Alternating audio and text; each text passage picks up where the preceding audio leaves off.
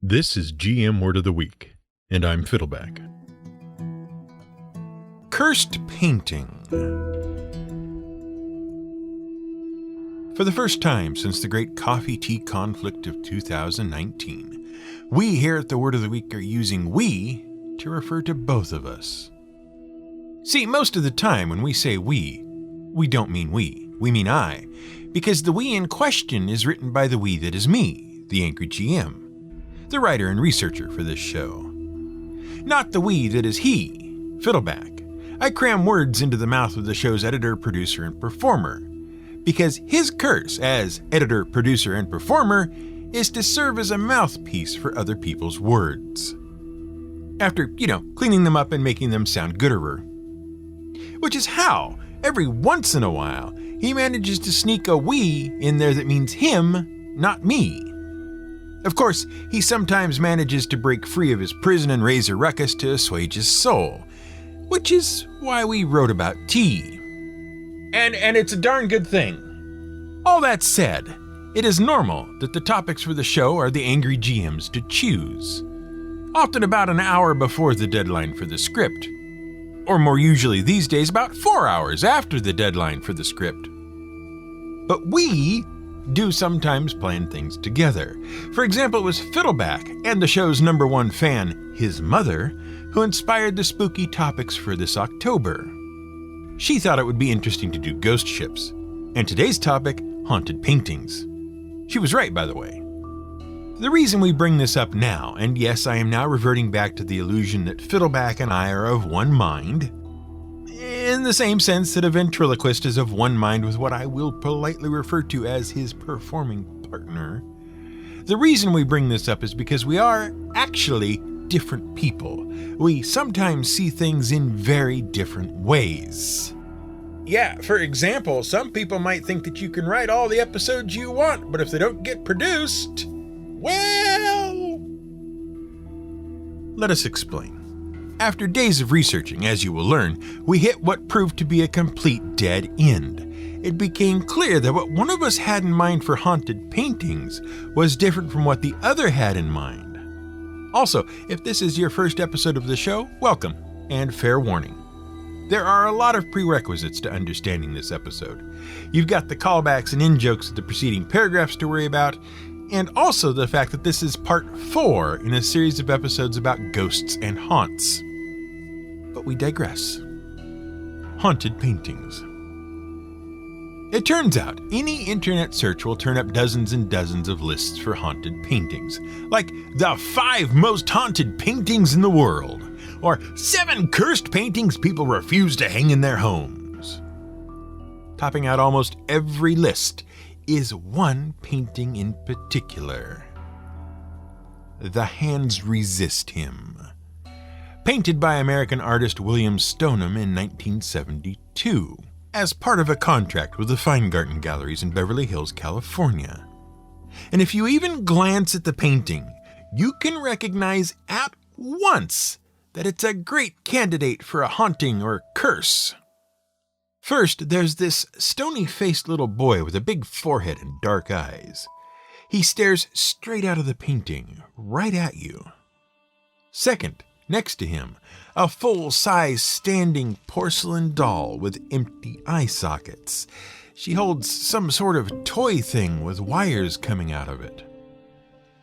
Third, behind the pair is a dark glass-paned door, against which disembodied hands press, emerging from the void beyond. If you're at all susceptible to the heebies and or the jeebies, please do not go looking for this painting. Now, the artist Stoneham did eventually explain the painting and what it all means. The title comes from a poem his wife at the time wrote. The line in question is, "The hands resist him like the secret of his birth." And Stoneham said the painting describes his experiences as an adopted child. The child in the painting, he says, he modeled on his own 5-year-old likeness. The hands pressing against the door, other lives with the door as a barrier between their worlds. The doll girl is the guide between those worlds, whatever that means. We're not sure what the toy thing with the weird wires is. But look, creepy imagery alone does not a haunted painting make. Otherwise, ghosts would crawl out of every Hieronymus Bosch or Edvard Munch painting. There's more to this story than the basics we've explained so far. That's only scene setting. In 1974, the painting is on display at the Feingarten Gallery. Famed art critic Henry Seldes of the Los Angeles Times sees it and reviews it. After that, John Marley, the actor, purchases the painting. He's best known for his performance in the 1970 film Love Story and the 1972 The Godfather movie. He plays Jack Woltz, a film producer who crosses the Corleone family. Anyway, strangely, the owner of the gallery then dies. And then Henry Seldes dies. And then John Marley dies. It becomes clear that the painting carries a curse. Everyone whose hands it passes through dies. The painting lays forgotten for years after that, until it ends up posted on the online auction site eBay in the year 2000.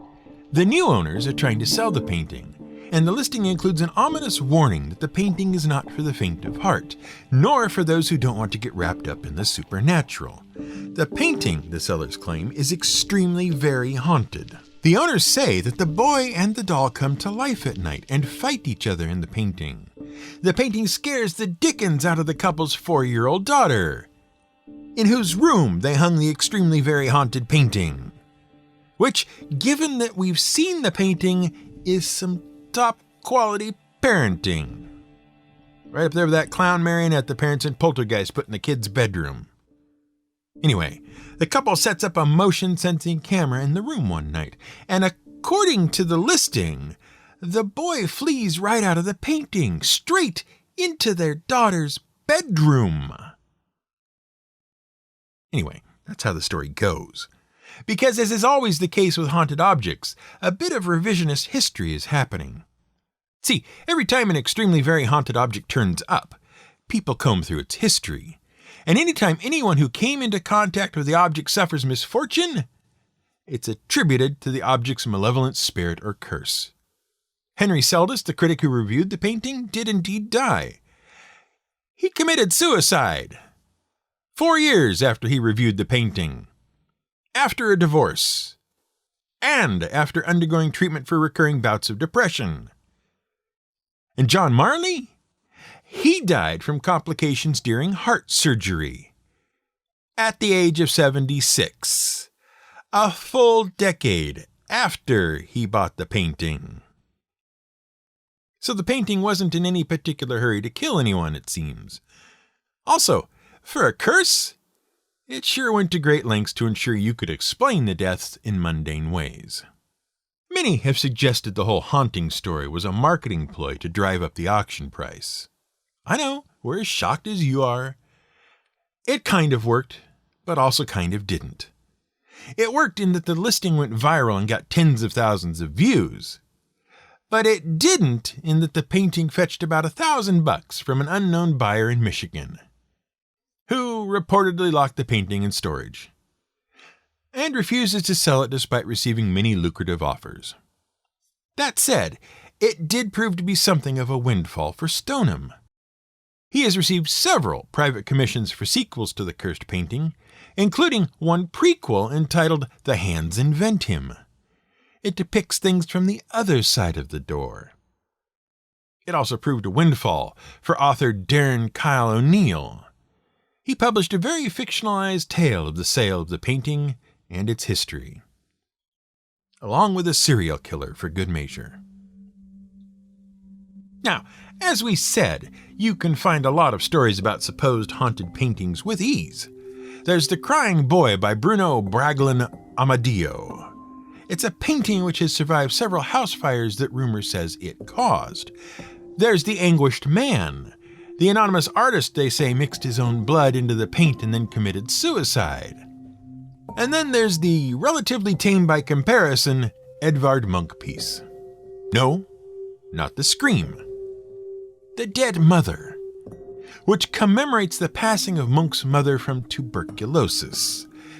That one never killed anyone or burned anything down. It's the creepy eyes of the anguished girl standing next to her dead mother that causes the problems. They appear to follow the viewer around the room. And it sometimes makes the sounds of bedsheets rustling. But here's where the misunderstanding between the two we's begins. These were the sorts of things Fiddleback was thinking of, cursed and haunted paintings. We had something else in mind, though, because it tickled our memories. We remembered a recurring element that cropped up many times in many video games we played as a high schooler. We became obsessed. We had to run down the deep secret influence behind those recurring elements.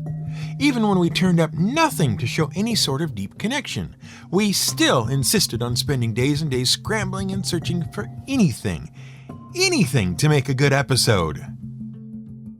And that turned out to be a bad idea. Let us explain. In our younger days, we were a fan of role-playing and action-adventure video games. The ones on the Super Nintendo Entertainment System in particular. We played all the classics, but it never occurred to us until now. There were a lot of games in which people got trapped in paintings, or something similar. The most iconic example we remember occurs in Square's acclaimed Final Fantasy III. At least that's what the name was when we played it. It was actually the 6th game in the Final Fantasy series, a series we have discussed before. Acclaimed by critics and a commercial success, FF3 is one of the best games in the series. Thanks to the Dragon Quest series, fantasy role-playing games caught on in Japan in a big way, but Nintendo struggled to make console RPGs anything more than a niche genre in America. They wouldn't come into their own until the PlayStation era. But that's another story.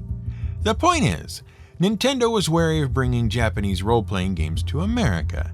RPGs are text and story intensive. It takes a lot of time and money to translate and localize them. And they didn't sell very well in America, so it was hard to justify the expense. That's why America never got translations of Final Fantasy II or III, and 4 became 2 when it came to America. And that's why they skipped 5, and so 6 became 3. But there's this scene in Final Fantasy III which was very confusing to us, in part due to the poor translation. One of the characters has to paint a portrait of a beautiful magical spirit thing named Starlet, and she ends up trapped in the painting along with a demon. Then you have to kill the demon to free the spirit, and the demon's name is Chatternook, for some reason.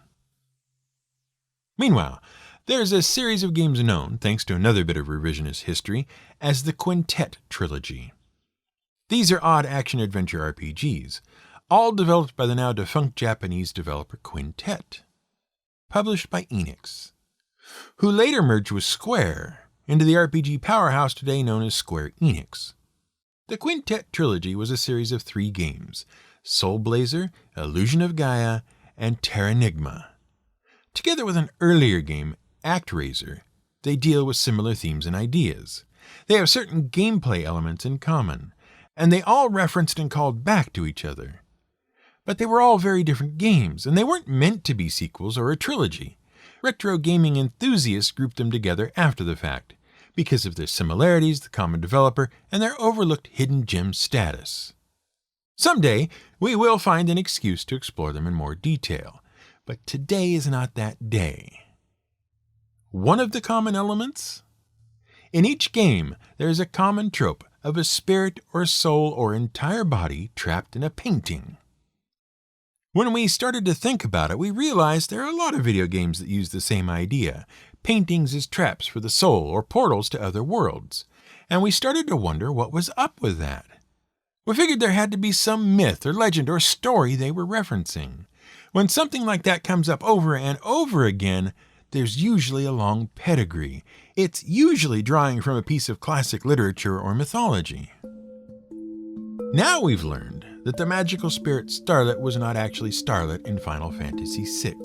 Her original name was Lakshmi. Square changed it for the North American release of the game. Nintendo of America had strict policies about real-world religious references in games. Nintendo of Japan didn't. Lakshmi is actually the Hindu goddess of wealth and good luck, and is the wife of Vishnu. Vishnu is an interesting figure in the Hindu faith. He's a representation, a sort of amalgam. He's made up of all sorts of different divine figures and local heroes. See, Hinduism is a very old religion, but it's more than that. It's a set of cultural values and traditions, some of which date back to between 4000 and 10,000 BCE. It came together as many disparate tribal peoples shared ideas and traditions. Around 1500 BCE, a group of nomadic people, the Aryans, migrated into present-day India. They were a large group, and they came across the Hindu Kush Mountains from Central Asia. As they came into contact with other groups, their cultures and traditions commingled. As time went on, a unified set of traditions emerged. They codified these into 4 epic texts, the 4 Vedas. In 400 CE, the Sanskrit epic the Mahabharata was set down. It identified many different figures as incarnations of the deity Vishnu. Up to then, Vishnu had been a minor figure in the Vedas, but his prominence grew in the Mahabharata so that he became a principal figure of the faith. Now, what does this have to do with Lakshmi? Well, Lakshmi was Vishnu's wife.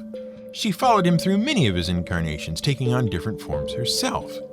She is a major figure in the faith as well, and a focus of widespread worship by modern Hindus. She's especially prominent in the Jainist sect. She's also of surpassing beauty, which puts her at the center of many conflicts between gods and demons, who all desire her. And that sort of explains why a man in Final Fantasy wanted to own her in the form of a painting, and why a demon tried to take control of her in the painting. But it doesn't explain the whole painting thing. What the heck was with the idea of a person trapped body and spirit in a painting, and why did it crop up in so many games? Of course, the obvious answer for anyone in the know is classic literature. The Picture of Dorian Gray by Oscar Wilde. You might know who Oscar Wilde was. He was pretty famous, a Scottish-born playwright and poet of late Victorian England. He moved in circles with some of the most celebrated European and American writers of his day. He was a proponent of the aesthetic movement, which proposed the pursuit of beauty was the highest virtue, overshadowing all others.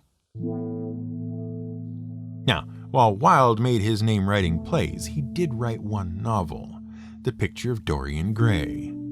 In the story, the titular Dorian Gray is a handsome, wealthy young man who is modeling for a painting one day. His friend is going on and on about how great the pursuit of new experiences for their own sake is. Hedonism. And Dorian is thinking about all this while a painting of him is being made. As it goes on, he laments how fleeting life is and how there isn't time to experience everything. Wouldn't it be great if the image in the painting could age while he stayed young and beautiful forever? And you never say things like that while someone is painting you.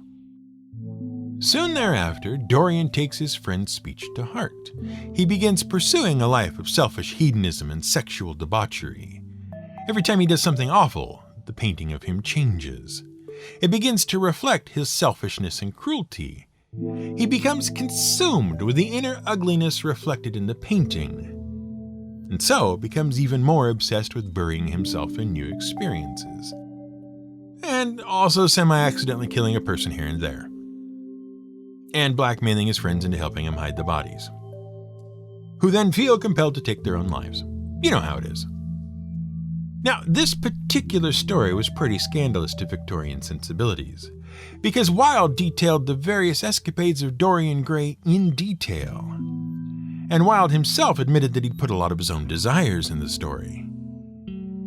The original story appeared as a serial in Lippincott's Monthly. There were a lot of letters to the editor of that publication taking exception.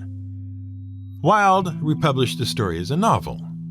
He was so offended by the criticism he received that he included a scathing foreword. In it, he went on about how art is neither moral nor immoral, how the artist needs to be free to pursue whatever he fancies in order for art to have any value, and about how people needed to stop projecting and also stop being jerks. And the combative attitude he took proved to be a bit of a mistake. See, it was an open secret that Oscar Wilde was homosexual. Everyone knew it. But Wilde got into an affair with a young man named Lord Alfred Douglas, whose father happened to be the Marquis of Queensberry. Marquis was not happy at all and made a very public accusation about Oscar Wilde being a sodomite. And there it would have sat. But Wilde was so angry about the public accusation that he decided to sue for libel. In essence, Wilde claimed the accusation was a lie intended to ruin his reputation. Lawyers for the Marquis were quick to react. They presented the steamiest passages from the picture of Dorian Gray, and from poems Wilde had written, and from love letters he'd written to Lord Douglas. More than enough to show that the Marquis wasn't actually making things up, and so there was no grounds for libel. The case wasn't only dismissed. Due to the reaction to his previous works, the court declared Wilde guilty of gross indecency. He was jailed for 2 years. The sentence took its toll on Wilde and left him impoverished. He stopped writing and went into self-imposed exile. And 3 years after his release from prison, he died of meningitis in 1900. But the picture of Dorian Gray is more about a soul reflected in a painting, not so much about someone trapped in a painting, soul or otherwise. So our search continued. We still looked for some myth or legend or story, anything that might have planted the seeds for all these soul-trapping paintings. For days, the research continued. One obscure Chinese legend cropped up about the painter Wu Daoji. He painted a mural for the Emperor Xuanzong, sometime in the mid-1700s CE. It said he then wandered into the mural, disappeared into a cave in the background, and was never seen again. But that wasn't what we were looking for. So we kept searching for the mythical first cause of people getting trapped in paintings, and then, finally, we turned up something that made everything clear. We found a trapped soul in a painting that helped us understand what had happened. The painting in question was Vincent van Gogh's 1889 painting, Olive Trees. Art historians at the Nelson Atkins Museum of Art in Kansas City looked in detail at the painting, and they discovered something amazing. A living being trapped in the painting. A tiny grasshopper, 128 years old, preserved in the paint and stuck to the canvas. By analyzing the insect, they were able to discover a lot about the history of painting, where the painting occurred, what season, that kind of thing. But it also revealed something very important to us. See, Van Gogh liked to paint outdoors. One of the most difficult parts of painting outdoors is the environment. It's hard to keep your paint and canvas, bug, and debris free. Van Gogh, rather famously, invented many special little bits and bobs to keep stuff out of his paint. But even with all his innovations, he found painting outdoors to be very trying. In letters to his brother Theo, he laments the difficulty of painting en plein air, as it's called, which is French for outside. He complained about picking hundreds of flies off his canvases, about the dust and the sand that spoiled his brush strokes, about how when you carry a fresh painting through a hedge, it gets all scraped up. As much as he loved painting outside, he had to admit that sometimes it was a mistake. And so the lesson. You can take the easy way out. You can profit by feeding folks some clever marketing patter, like the story of a haunted painting in an eBay ad. It's much harder to be true to your art and yourself, and sometimes you end up making a mistake in the process. We don't regret spending days running down a non-existent myth about soul-trapping paintings. We could have done a simple survey of ghost stories, sure, but at least it only cost us a couple of days' work. We didn't end up jailed for gross offenses to Victorian sensibilities, and we didn't have to pick any bugs off our computer screen. This has been GM Word of the Week. It's written and researched by The Angry GM and produced by me, Fiddleback. You can support us on Patreon at patreon.com/GM Word of the Week. You can find more at gmwordoftheweek.com and theangrygm.com.